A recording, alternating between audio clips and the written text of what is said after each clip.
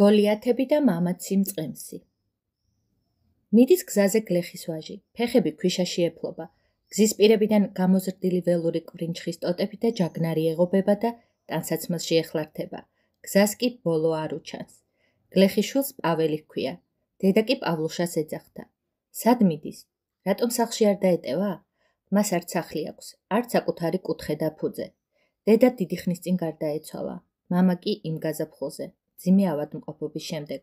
უბადრო კიქოხის გარდა მამამის არაფერი ებადა. არც მიწის ნაკვეთი ჰქონდა, არც პირუტყვი დაუდიოდა. ამიტომ პაველი იძულებული გახდა ქოხი. მისი უკანასკნელი თავშესაფარი გაეყიდა და იმ ფულით მამა დაესაფლავებინა. ყველაფრისთვის ხომ ფულია გადასახდელი. მეკუბოვეს კუბოს დამზადებისთვის, მესაფლავეს საფლავის გათხრისთვის, ღვთელს წესის აგებისთვის, სტიქაროსანს ნაკურთხი წყლის საფლავზე მოპყურებისთვის. ნათეს სამგლოვიარო ზარების დარეკვისთვის, რაც ქოხისთვის გადაუხადეს, ბოლო გროშამდე დახარჯა. მისი მთელი სიმდიდრე 2 ძალღონით სავსე მკლავი იყო და ამ დამხმარეების იმედად ქვეყნად სამუშაო საძებნელად გაემართა. ბევრი იარა თუ ცოტა იარა, ერთ გზაჯვარედინს მიადგა. დგას და არ იცის საით წავიდეს. ობლის კვერი ხომ ყველგან მწარეა. კარგახნის ფიქრის მერე გადაწყვიტა ქალაქ ოპოლეში წასულიყო. რადგან გაეგო, რომ იქ მეტად მდიდარი თავადი ცხოვრობდა. ხოლო თავადებს და გრაფებს მოგეხსენებათ იმხელა მინდვრები, საძოვრები და მდელოები აქვთ, 2 დღეშიც კი ვერ მოივლი და იმდენი ხარი, ცხვარი და მეძებარი ძაღლი ჰყავთ, ვერც კი მოსთვლი. ამიტომ მათ მუდამ ესაჭიროებათ მეცხვარეები და სხვადასხვა მუშახელი. დაადგა პაველი ოპოლეს გზას და დიდი ხნის სიარულის შემდეგ მიადგა ქალაქის გალავანს. გაუმართლა ყმაწვილს. იმავე დღეს მწყემსის დამხმარე დაიყვანეს და ცხვრებისა და ბატკნების მწყემსვა მიაბარეს. მეორე დილას უთენია მოხუცმა მწყემსმა ვაჟი მდელოზე გაიყვანა, რომელიც თვალუწვდენელ უღრან ტყემდე იშლებოდა და უთხრა. ცხვრები მხოლოდ ამ მდელოზე გყავდეს, მდინარემდე სადაც უნდა იქ ატარე, მაგრამ არავითარ შემთხვევაში ტყეში არ შეუშვა.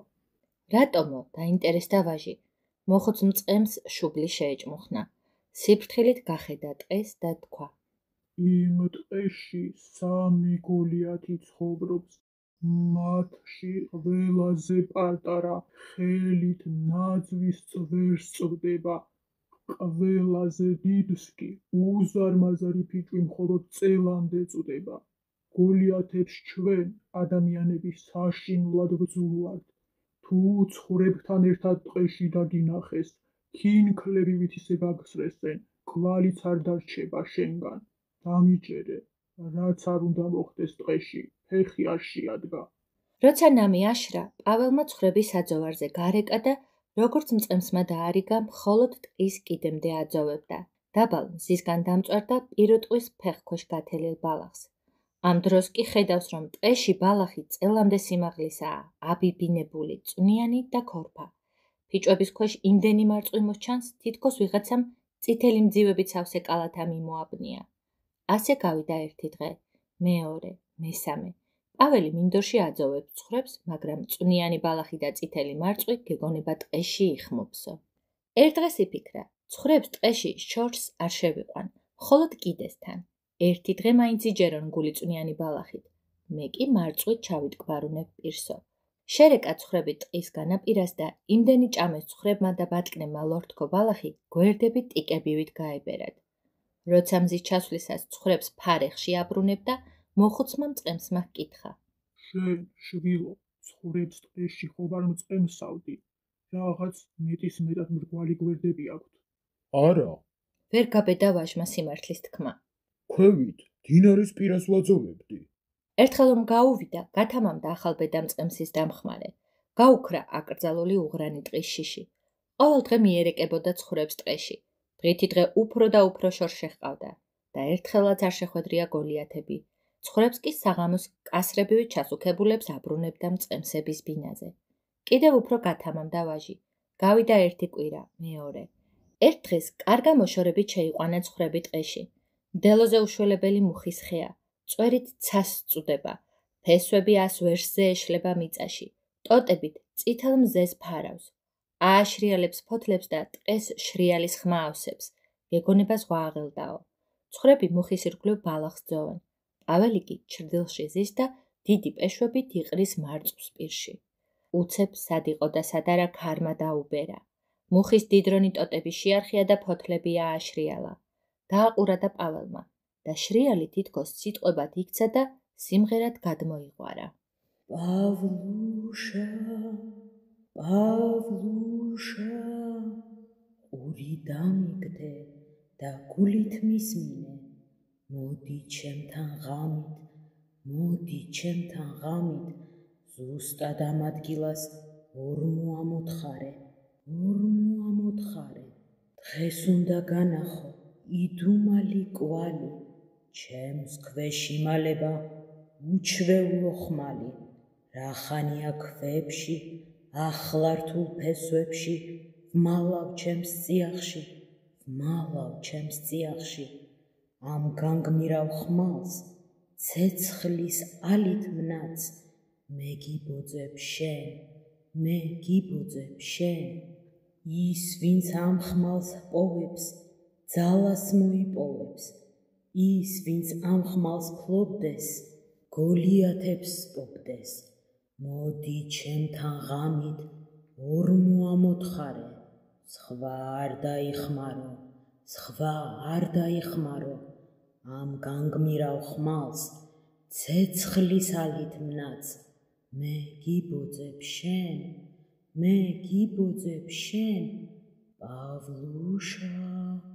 პავლუშა. პაველს ცილმა უფლმა დაასხა. როგორც ჩანს, მოხუც მწყემს სულაც არ მოუგონია გოლიათების ამბავი.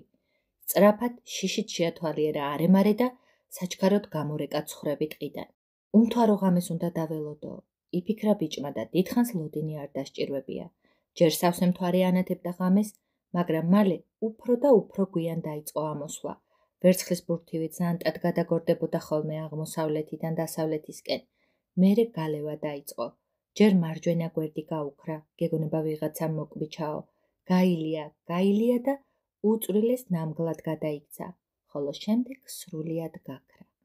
მაღლაცაში ვარსკვლავები კიაფობდნენ, მაგრამ მიწაზე ბნელოდა. გამოდის დროაო, გადაწყვიტა მწყემსმა. უჩუმრად გაიპარა და გაეშურა ბნელი ტყისკენ. სანამ ნაცნობ გზაზე და ღია მდელოზე იყო, გაბედულად მიაბიჯებდა, მაგრამ როგორც კი ტყეში შევიდა, გულში შიში შეეპარა. ყველა ხესი ბნელეში ჩასაფრებულ გოლიათად ეჩვენებოდა. პაველი მოიკუნდა. ხიდან ხემდე მიიპარებოდა. თან შიშისგან სული ეპარებოდა.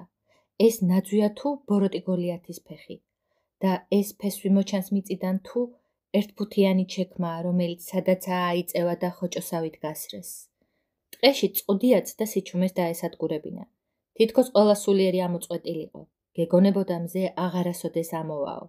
პაველს გული უცემდა. სადაც საგულიდან ამოუხტება, ფეხები ეკვეთება, მაგრამ მაინც მიიწევს წინ და ხიდან ხემდე გადარბენით იმალება. თლად ოფსში გაწურულმა, როგორც იქნა, იმ ბებერ მუხას მიაღწია ტყის მდელოზე რომ იზრდებოდა და უეცრად შიში და ზაფრა უკვალოდ გაუქრა. ისეთი შეგრძნება ჰქონდა, თითქოს მუხა დაიცავდა და მის თავს არავის დააჩაგვრინებდა. წელში გაიმართა პაველი, სახელოები აიკაბიძა და 9-ს შეუდგა. სწრაფად მიიწევს საქმე წინ. გეგონება მუხა ფესვებს განზე წევს, რომ ხელი არ შეუშალოს. ამოთხარა პაველმა წელამდე ორმო და ხედავს რაღაცამ გაიელვა. კიდევ ერთი ორი ნიჩაბი მიწა ამოიღო და ხმლის ტარი გამოჩნდა. ორივე ხელი ჩაავლო ვაჟმა. ფეხებით თავი შეიმაგრა, მთელი ძალით ამოსწია და ცეცხლოვანი ხმალი ამოიღო. ტყე ისე განადგდა, გეგონებოდა მზე ამოვიდაო. ხის ღეროები ოქროს სვეტებივით აელვარდა. ბუჩქები ალისბრად განადგდა. ბებერმა მუხამ კი ტოტები შეარხია და ჩუმა დაშრიალდა. ვინც ამ ხმალს აფლობდეს, გოლიათებს პოპდეს. პაველმა ხმალს პერანგი მოაფარა და სწრაფი ნაბიჯებით გაემართა ტყის პირისკენ. ვერც კი იცნობთ ვაჟს, მოდის წელში გამართული, აღარც ბორძიკობს, აღარც ხეებს ეფარება, თამამად მოაბიჯებს და გაბედულად იძახის. აბა, გამოდით, ღონეში მინდა შეგეჯიბროთ. მეორე დღეს მორეკა ახალგაზრდა მწყემსმა ცხვრები მდელოზე. თვითონ მუხის ქვეშ ზის. ორივე ხელით ხმალი ჩაუბღუჯავს და მიდამოს ათვალიერებს. რაღაც დროის მერე იგრძნო, რომ მიწა აზანზარდა, აგუგუნდა. გეგონებოდა გოლიათი მოიჩქარის მუხისკენო. ასეც აღმოჩნდა. გაიხედა პავლუშამ და რას ხედავს. ორ უზარმაზარ ფიჭვს ფეხი აუდგამს. სხვა ხეებს კენწეროზე აბიჯებს და პირდაპირ მისკენ მოემართება. მაგრამ არა, ეს სულაც არაა ფიჭვები. ეს გოლიათის ფეხებია. გამოვიდა გოლიათი მდელოზე. თავი მუხაზე მაღლა აქვს, თვარესავით თვალებს აბრიალებს და ხმამაღლა იყეფა. ეი, შენ, ჭიაყელა, რას აკეთებ ჩემ ტყეში? თან დიდ რკინის ხელკეთს გაცოფებული ატრიალებს ხელში. პაველმა მაგრად მოუჭირა ხმალს ხელები და უშიშრად ასძახა. აბა მიდი, მოიქნიე ეგ ხელკეტი თუ მაგარი ხარ. ასწია გოლიათმა ხელკეტი და მოუქნია ვაჟს საშინელი ძალით. პავლუშამ მოასწრო და გვერდზე გახტა. ხელკეტი 9 არშინით ჩაეფლო მიწაში. ვაჟი გოლიათის ზურგს უკან გადახტა. დრო იხელთა, მოიქნია ხმალი და გოლიათს ქუსლში ჩაასო. უფრო მაღლა ვერ მიაწუდინა. შეკრთა გოლიათი, შეტორტმანდა. ორ გიგანტურ ხეს ჩაეჭიდა, მაგრამ მალე მათთან ერთად მიწაზე დაენარცხა და სული დალია. გაოცდა ახალგაზრდა მწყემსი. მხოლოდ ქუსლში მოახვედრა ხმალი და ხედავს გოლიათი უსიცოცხლოდ წევს მიწაზე. როგორც ჩანს, მართლაც ჯადოსნური ხმალია. მიმოიხედა ვაჟმა და ხმამაღლა დაიძახა. ეი, მეორე გოლიათო, გამოდი საბრძოლველად. ყვირის და თან ხმალს იქნევს. ტყეში ცეცხლოვანმა ელვამ გაიბრწყინა. ფოთლები ოქროს ფუტკრებივით აფრიალდნენ. მწვანე ხავზე ოქროს ბილიკები გაიფანტნენ ტყის წყუდიადისკენ. აბა სადახარ, გამოდი. მაგრამ პასუხად მხოლოდ ქარის ხმა და ჩიტების სიმღერა შემოესმა. მეორე დღეს მორეკა ტყის მდელოსთან ვაჟმა ცხრები. დგას მუხის ქვეშ და ისე ველოდება მეორე გოლიათს. ბევრი იცოდა თუ ცოტა, გამოემართა ტყის სიღრმიდან გოლიათი. მის ფეხქვეშ ხეები ბალახის ნაზი ღეროსავით წვება. ლოდები მიწის გოროხებივით იფშნება. გოლიათს რკინის ხელკეტი მხარზე აქვს გადებული. შეჭიაღუა, მაშ შენ მოკალი ჩემი ძმა? ისე დაიღრიალა არე-მარე შეზანზარდა. დაატრიალა რკინის ხელკეტი და პავლუშასკენ გასტყორცნა. ვაჟი ხის უკან მიწას გაერთხა. ხელკეტი კი ხეში ჩაესო. მაშინ ჩაავლო გოლიათმა მსხვილი ხის წვერს ხელი. ფესვებიანად ამოთხარა და დაიღრიალა. ვერ სად წამიხვალ, ახლა ამ ჯოხს გადაგამტვრევ თავზე. არ დაელოდა ვაჟი სანამ გოლიათი 100 წლიან ფიჭვს თავში დაუშენდა. გასხლტა ხის ფესვებს შორის, მოიქნია ცეცხლოვანი მახვილი და გოლიათის ჩექმის ძირში ჩაასო. გაიპო ჩექმა ორად, მიწა სისხლით მოირწყა. მეორე გოლიათიც მიწაზე დაენარცხა და სული დალია. ერთი გადარჩა, გაიფიქრა პავლუშამ. მესამე დღეს მწყემსის დამხმარეს ჯერ ფეხიც არ ჰქონდა ტყეში შედგმული, რომ ხეებიდან უზარმაზარი გოლიათი გადმოხტა და ცხრის ფარას გიგანტური ხელკეტი ესროლა. 150 ცხვარს მოხვდა ხელკეტი და 150-ვე იმ წამსვე უსულოდ დაეცა მიწაზე. დაინახა ვაჟმა მკვდარი ცხრები და ისეთმა რისხვამ შეიპყრო, რომ სულ დაავიწყდა შიში. გაშმაგებული გაექანა გოლიათისკენ. გოლიათი დაიხარა ხელკეტის ასაღებად. პავლუშამ არ დააყოვნა და ცეცხლოვანი ხმალი ხელში ჩაასო მტერს. მესამე გოლიათიც უსულოდ გაერთხა მიწას. მოკვდა თუ არა უკანასკნელი გოლიათი, ცეცხლოვანი ხმლის ნათება ჩაქრა. როგორც ჩანს, დასრულდა მისი ჯადოსნური ძალა. თან უხარია პავლუშას, თან სევდა ერევა. გაიხედავს მარჯვნივ, გოლიათებისაგან გათავისუფლებული ტყისკენ და გული სიხარულით ევსება. ახლა ხალხი თავისუფლად შეძლებს ტყეში სიარულს, კენკრის და სოკოს შეგროვებას, სახლების ასაშენებლად გამხმარი ხეების მოჭრას, პირუტყვის წვნიან ველებზე საბალახოდ გაშვებას. გაიხედავს მარცხნივ, შეხედავს მკვდარ ცხრებს და გული ეკუმშება. გაუნძრევლად ყრიან ქვებივით. დაემხო მიწაზე ვაჟი და პატარა ბავშვით ატირდა. ჩემო საწყალო ცხრებო, მე ხომ თქვენთვის არასოდეს მიწყენინებია, არც წკეპლით დამიჩაგრიხართ, არც ქვით შემიცვლია მიმართულება, როგორ დაბრუნდე მოხუც მწყემსთან თქვენს გარეშე, რა უნდა ვუთხრა? დიდხანს იტირა ასე. მერე დაფიქრდა ცრემლით რას ვუშველი ამ უბედურებას, ცხრებს ვერ გავაცოცხლებ. დანარჩენი ცხრებისთვის კი უკეთესი საძოვარია მოსაძებნი, თორემ აქ უკვე მთელი ბალახი გადაძოვესო და გარეკა ცხრები მუხებისა და ფიჭვების მიღმა ახალი მდელოსკენ, სადაც უფრო ხასხასა, ხშირი და წვნიანი ბალახი მოჩანდა. უყურებს გაოცებული ვაჟი ცხრებს. ბალახი უხვადაა, მაგრამ არ ჩერდებიან. ტყის სიღრმისკენ გარბიან. არ ჩერდებიან მინდორზე, ბუჩქებს შორის ძვრებიან, ჭაობებიდან ამოშვერი ლოდებზე ხტიან და სადღაც გარბიან უკან მოუხედავად. გაჩერდითო ეძახის მწყემსი, მაგრამ თქვენმა მზემ ყურს არ უგდებენ. გეგონება ვიღაც მიერეკებაო. როგორც იქნა მიირბინეს ერთ მდელოზე, რომელსაც საუკუნოვანი წიფლები ცხენის ნალივით რკალს ავლებენ. რკალში კი თეთრი მარმარილოს სასახლე დგას. ელვარებს სასახლე მზეზე, თითქოს თოვლისგან გამოძერწეს. აქ კი გაჩერდნენ ცხრები და ვაჟისკენ მობრუნდნენ. იმ წამსვე მიხვდა პაველი, ვისიც იყო სასახლე. ავიდა ფართო კიბეზე და სასახლეში შევიდა. შიგნით ტაძარივით მაღალი დარბაზები დახვდა. ყველა კარი ჭიშკარევით განიერი იყო. აქ ყველაფერი გოლიათების ზომისა იყო.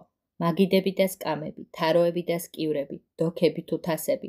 პავლუშამ კასრის ზომის ტოლჩიდან რძედალია, თივის ზვინის ხელაპურს კუნიტი ჩამოატეხა. ერთ უზარმაზარ დარბაზში გავიდა და ხედავს, კედელზე მონადირის ჩანთაკიდია. აბობხდა სკამზე, ხელი ჩანთაში ჩაყო და ოქროს საყვირი ამოიღო. გოლიათებისთვის საყვირი კი იქნებოდა შესაბამისი ზომის, მაგრამ ვაჟისთვის მორივით იყო. პავლუშამ ღრმად ჩაისუნთქა ჰაერი და საყვირში ჩაჰბერა. იმ წამსვე კარი გაიღო და დარბაზში ვერცხლისფერ აბჯარში გამოწყობილი მესაყვირე შემოვარდა. ჯარისკაცივით გამართული წინ დაუდგა ახალგაზრდა მწყემს და უთხრა: მოგესალმებით, ჩვენო მხსნელო, ბოროტი გოლიათების დამარცხებელო. მრავალი წელია ველოდებით ამჟამის დადგომას და როგორც იქნა გვეღირსა. უსმენს პაველი და ყურებს ვერ უჯერებს. მესაყვირე კი აგრძელებს. 3000 მებრძოლია მიწისქვეშ დატყვევებული. ბოროტი გოლიათები ვიწრო და ბნელ ორმოებში გუტანჯავდნენ. შენ კი გაშლილი მინდვრები, მზის სინათლე, ფრთაგაშლილი თავისუფლება და გვიბრუნე. ამიერიდან ყველაფერში ბედნიერება და წარმატება იყო შენი მუდმივი თანდები. თქვა მესაყვირემ, საყვირში ჩაჰბერა და იმ წამს ბრაგაბრუკის ხმა მოისმა მიწის ქვეშიდან. და აი კიბეზე ჯარი ამოდის. გამოდის უთვალავი ჯარი და თავს იყრის გაოცებული პავლუშას წინ. ძალიან გაახარა ამ ამბავმა ახალგაზრდა მწყემსი, მაგრამ გაახსენდა თუ არა დახოცილი ცხრები, სახეს სევდა მოუღრუბლა. რა გაწუხებს გლეხის შვილო? კითხა მესაყვირემ. გაგვანდე შენი დარდის მიზეზი, იქნებ შევძლოთ დახმარება. აბა როგორ არ შევწუხდე? მესამე გოლიათმა 150 ცხვარი მომიკლა. დაკუნტრუშობდნენ მწვანე მდელოზე, ბალახს ძოვდნენ. ახლა კი უძრავად წვანან, ყრიან ქვებივით. ნუ ინაღვლე, სანამ მზე ტყის თავზე ამოვა, გაცოცხლდებიან შენი ცხრები და აქ მოირბენენ. თქვა მესაყვირემ და ერთ-ერთ მებრძოლს უბრძანა უკვდავების წყლიანი დოქი წაიღო და ცხრებისთვის მიებყურებინა. მეომარი სწრაფად მივიდა მდელოზე. მიმოაპყურა უკვდავების წყალი და იმ წამსვე წამოხდნენ ცხრები და ბატკნები. ჩამოიფერთხეს ცვარი და მხიარული კიკინით დანერჩენ ფარას შეერივნენ. ცხრები საღამომდე ძოვდნენ ბალახს სასახლის წინ, ხოლო მესაყვირემ ახალგაზრდა მწყემს მთელი სასახლე შემოატარა. მთელი განძი და ყველა საოცრება ანახა. იარის და სარდაფში მივიდნენ. იქ კი თივით გადახურული ჭა ნახეს. ჭა წყლის ნაცვლად ოქროთი იყო სავსე. ელვარებს და ბრჭყვინავს. ორი მხრიდან მეომრებმა ხელი ჩაავლეს მწყემს. აიტაცეს, თავი ოქროში ჩააყოფინეს და ისევ ძირს დასვეს. მესაყვირემ სარკე გაუწოდა და უთხრა: აბა, შეხედე შენ თავს, გლეხის შვილო. ჩაიხედა ვაჟმა სარკეში და გაოცდა. გაწეწილი, უფერული თმის ნაცვლად ოქროს დალალები უფრიალებს. მზის ჩასვლისას დაემშვიდობა პავლუშას სასახლის ბინადარს და ფარა სახლისკენ გაირეკა. სანამ ტყეში მიდიოდნენ, თავზე ნაჭერი მჭიდროდ შემოიხვია, რომ ოქროს თმა არავის დაენახა. როცა დაბრუნდნენ, მოხუცმა მწყემსმა ცხრებს შეხედა და თქვა: როგორც ჩანს, კარგად იჯერეს ცხრებმა გული წვნიანი ბალახით. როგორი დამრგვალებული გვერდები აქვთ, შემთხვევით, ტყეში ხომ არ გყავდა საძოვრად. ვაჟმა არაფერი უპასუხა. რა გაეწყობა? რადგან გოლიათები ხელს არ გაკარებენ, აძოვე სადაც გინდა. თავი რატომ შეგიხვევია? ტოტს გამოვედე. მაგ დღიდან მოყოლებული ასეთი წესი დამკვიდრდა. ცხრები ყოველდღე სასახლის წინ მდელოზე ძოვდნენ. პავლუშა და მეომრები სასახლეში ნადიმობდნენ. მოხუცმა მწყემსმა კი თავი დაანება შეკითხვებს, თუსად დაატარებდა ვაჟი ცხრებს, ან თავი რატომ ჰქონდა შეხვეული. გავიდა დრო. ერთხელაც ოპოლეს თავადმა იმარე-მარეში მყოფი ყველა მინის ოსტატი მოიწვია და უბრძანა მინის მთა ჩამოესხათ. კლდესავით მაღალი, კოშკის წვერივით წვეტიანი, და თან ისე, რომ მდინარე ოდრაში არ ეკლილიყო მისი მშვენიერება. ჩამოასხეს მზეში მოელვარე მინის მთა ოსტატებმა. კმაყოფილმა თავადმა გამოაცხადა: ვინც ამთის წვერზე სამჯერ ავა ცხენით, ჩემს ქალიშვილს მას მივათხოვებო. მას ერთადერთი ქალიშვილი ჰყავდა და გოგონა თავადის აურაცხელი სიმდიდრის ერთადერთი მემკვიდრე იყო. ამბავი სწრაფად გავრცელდა და მთელი ქვეყნიდან მამაცმა რაინდებმა და განთქმულმა დიდებულებმა თავადის სასახლესთან დაიწყეს თავმოყრა. ყველას სურდა ბედის გამოცდა, მაგრამ რთული იყო დავალება. ერთს ცხენი მოუკვდა, მეორემ კისერი მოიტეხა, მესამე ცხენთან ერთად დაიმტვრა. ყველა მთხოვნელს რაღაც უბედურება შეემთხვა და ვერც ერთმა მათგანმა მთის შუამდეც კი ვერ მიაღწია. იმ დღეს, როგორც ყოველთვის, პავლუშა მცხრები ტყეში გარეკა. მივიდა გოლიათების სასახლეში და მესაყვირე ეუბნება. წადი გლეხიშვილო და შენს გამოსცადე ბედი. ცხენს ჩვენ მოგცემთ გოლიათების საჯინიბოდან. გოლიათებისთვის ცხენები კი მეტისმეტად პატარები იყვნენ, მაგრამ გასართობად ჰყავდათ. სხვადასხვა ხრიკებს ასწავლიდნენ. გამოუყვანეს ყორანა ცხენი. საოცარი ცხენი იყო. ვერცხლისფერი ფაფრით და ვერცხლის აღკაზმულობით. ჩლიქებზე კი ალმასის ნალები უელავდა. გამოაწყვეს პავლუშა ვერცხლისფერ ფარჩის ტანსაცმელში. მიადგეს ცხენს კიბე, შესვეს ცხენზე და გაამგზავრეს. მიაჭენებს უზარმაზარ ცხენს პავლუშა, მისი ოქროს თმა კი ხეებს ანათებს, გეგონება მეორე მზე ანათებსო.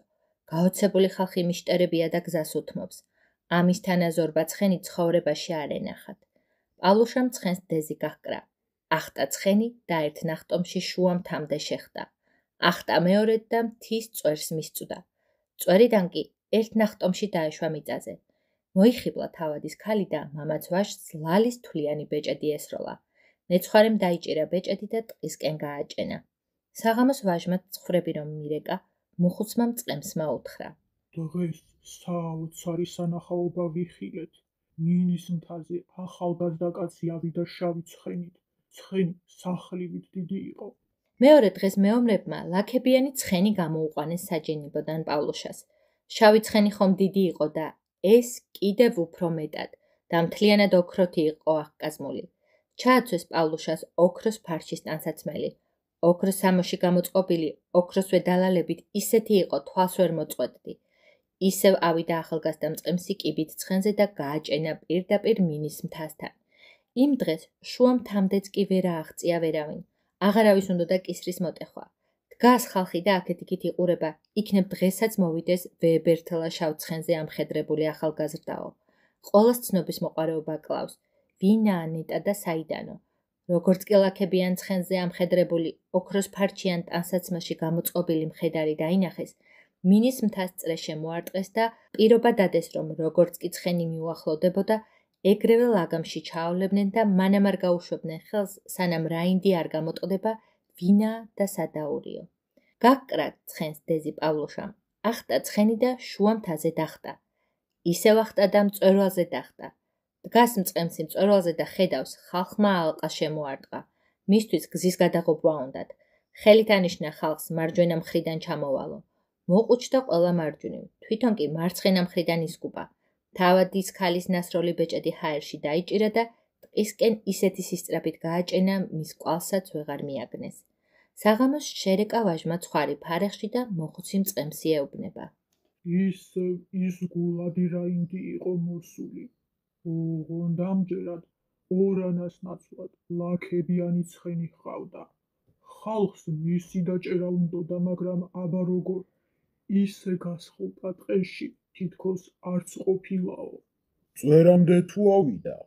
კითხა პავლუშამ, თან უჩუმრად ეღიმება. მაშ რა ქნა? ორჯერ ახტა და უკვე წვერზე იყო. მესამე დღეს დილას მოხუცმა მწყემსმა უთხრა. შენც უნდა მიხვიდე მინის მთასთან, რაინდი ნახო. რატოვე აქ ცხრები? თივა დაუყარე და ჩემთან ერთად წამოდი. მენანება თივა ზაფხულში გასახარჯად. ჯობს საძოვარზე წავიყვანო და თქვენ მომიყავით საღამოს რა იყო და როგორ. სულელი ხარ, გასაოცარ სანახაობას ცდები. გაუწყრა მოხუცი. პავლუშას გაეცინა. გამორეკა ცხვრები ფარეხიდან და ტყისკენ გარეკა. თავადის პირობის თანახმად იმ დღეს მთაზე ხტომის შეჯიბრის მესამე შემაჯამებელი დღე იყო. ტყის სასახლის მებრძოლებმა პავლუშა ალმასებით მორთულ სამოსში გამოაწყვეს. მისი წაბლაცხენით სულ ალმასებით ელავდა. ფაფარი მუხლამდე წუდებოდა. კუდი კი მიწამდე. მიდის პავლუშა აბიბინებულ მინდვრებს სერავს, დაბრულ ტყეს მიაპობს. ალმასები ყველგან ისე ბრჭყვინავენ და ციალებენ, დიდი ხნით თვალს ვერ გაუსწორებ. თავადს და მის ოჯახს ერთი სული აქვთ გაიგონ, ვინ არის ის მამაცი რაინდი. დღეს ნამდვილად ვერსად წაუვად. ჯარისკაცებმა სამმაგი ალყა შემოარტყეს მინის მთას. მიუახლოვდა მწყემსი მთას და კრა დეზი ცხენს. ცხენი ადგილიდან ღრუბლებში აიჭრა და პირდაპირ მთის წვერზე დახტა. ყველა გაოგნდა, ახმაურდა, დაიჭირეთ, არ გაუშვათო. ცხენმა ფლოქვები მთას დაჰკრა და ჯარისკაცების სამმაგ ალყას თავზე გადაუფრინა. ისევ ჰაერში დაიჭირა პავლუშამ თავადის ასულის ნასროლი ბეჭედი და ტყისკენ გაქუსლა. მთელი ძალით მიაჭენებდა ცხენს. ტყეში კი ბუჩქებში უსასტიკესი ავაზაკი იყო ჩასაფრებული. პავლუშას მოკლა და თავადისგან ჯილდოს მიღება ჰქონდა გადაწყვეტილი. მიაქროლებს მწყემსი ცხენს. ავაზაკი კი გზაზე გადმოუხტა და ხანჯალი დაატრიალა. მაგრამ როგორ არ ეცა და როგორ არ უმიზნა და უზანგზე მაღლა ვერ მიაწვდინა. ხანჯალმა პავლუშას ჩექმა გაუჭრა, ფეხი გაუკაწრა. ხანჯალი უზანგის ალმას გამოედო, გატყდა და ბოლოს ჩექმის ძირში გაიჭედა. სასახლის მეომრებმა ვაჟს ჭრილობა წყაროს წყლით მობანეს და დათვის ქონი წაუსვეს. წამში შეხორცდა ჭრილობა და მხოლოდ ოდნავ შესამჩნევი ნაწიბური დარჩა კანზე. საღამოს მოხუცი მწყემსი ეუბნება პავლუშას. რა სულელი ხარ, რომ არ წამოხვედი მინის მთასთან და იმ რაინდის ნახვა არ მოისურვე. ჯარისკაცების სამმაგ ალყას გადაახტა და ტყეში გაქროლდა. მაგრამ აწი ვეღარ დაიმალება, მარჯვენა ფეხში დაჭრეს. ერთ დღეს თავადის ასული ფანჯარასთან ზის და გზას უყურებს. გზაზე კი პავლუშა საძოვრიდან ცხვრებს ერეკება. გოგონამ თავის მსახურს უთხრა. ერთი სიამოვნებაა იმის ცქერა, როგორი მოვლილი და ნაპატივები ცხვრები ჰყავს ამ წყემს.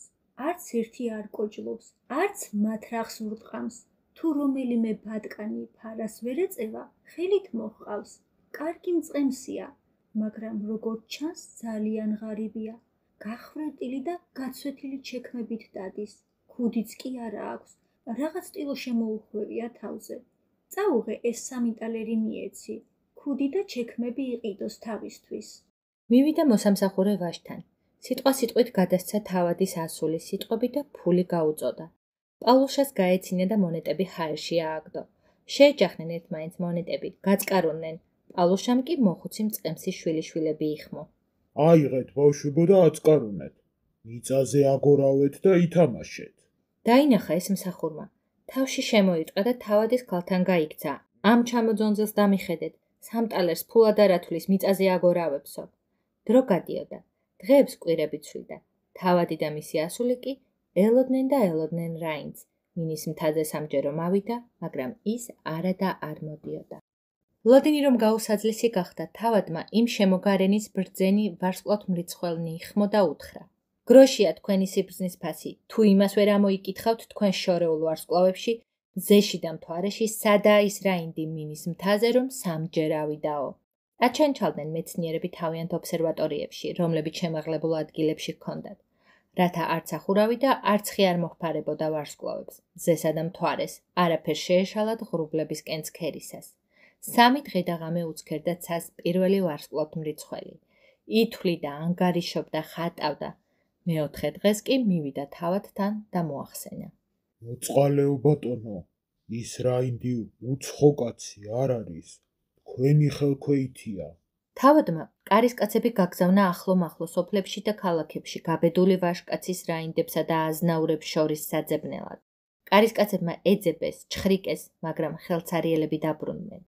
მეორე ვარსკვლავთ მრიცხველი 7 დღე და 7 ღამე აკვირდებოდა ცას.